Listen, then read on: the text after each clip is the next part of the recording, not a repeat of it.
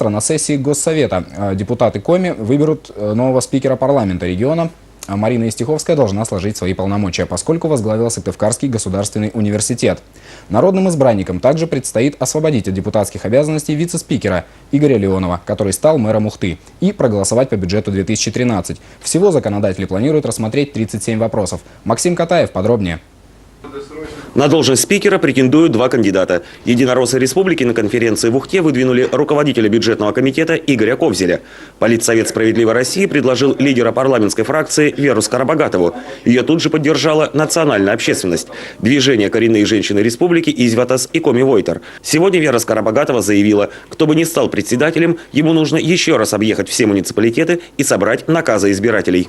У нас не хватает в сельских районах школ, садов, в небольших селах, каких-то социальных объектов, проблемы с мостами, какие-то горячие все время, появляются у нас ситуации в Выжимском районе. Кстати, именно на социалку пойдет почти 2/3 всех расходов из бюджета 2013.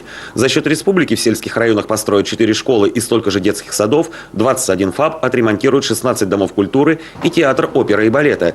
Есть в главном финансовом документе и новая статья – поддержка обманутых дольщиков, которые заключили договора с застройщиками и которые, застройщики обманули их, то есть не построили жилье. Вот данным гражданам, будет предоставляться право возмещения затрат по процентам на кредит, взятый в банке для строительства жилья. Параметры бюджета 2013 депутатам сегодня представил вице-губернатор Владимир Тукмаков. Дефицит составит почти 5 миллиардов 400 миллионов рублей. Долговая нагрузка, по словам замглавы, не противоречит федеральному закону. Но по итогам 2015-го соотношение госдолга региона и собственных доходов может составить 54%. Это тот показатель, который я рассматриваю как предельный, поскольку в случае, когда мы его будем превышать, Министерство финансов Российской Федерации в рамках соглашения, которое республикой заключено с Министерством финансов по предоставлению бюджетных кредитов из федерального бюджета, превышение этого показателя влечет за собой разработку мер, необходимость разработки мер по сокращению долговой нагрузки. Сегодня Минсельхоз Республики предложил депутатам изменить закон о господдержке аграриев. При покупке овощехранилищ или помещений для животных регион компенсирует фермерам половину их стоимости.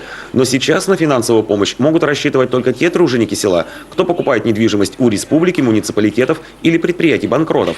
То есть заключает те сделки, где возможна независимая оценка. Поправка исключает компенсацию по договорам купли-продажи между физлицами. Цена таких сделок, она не подлежала независимой оценке и устанавливалась сторонами. Были определенные сомнения в этой стоимости этих сделок.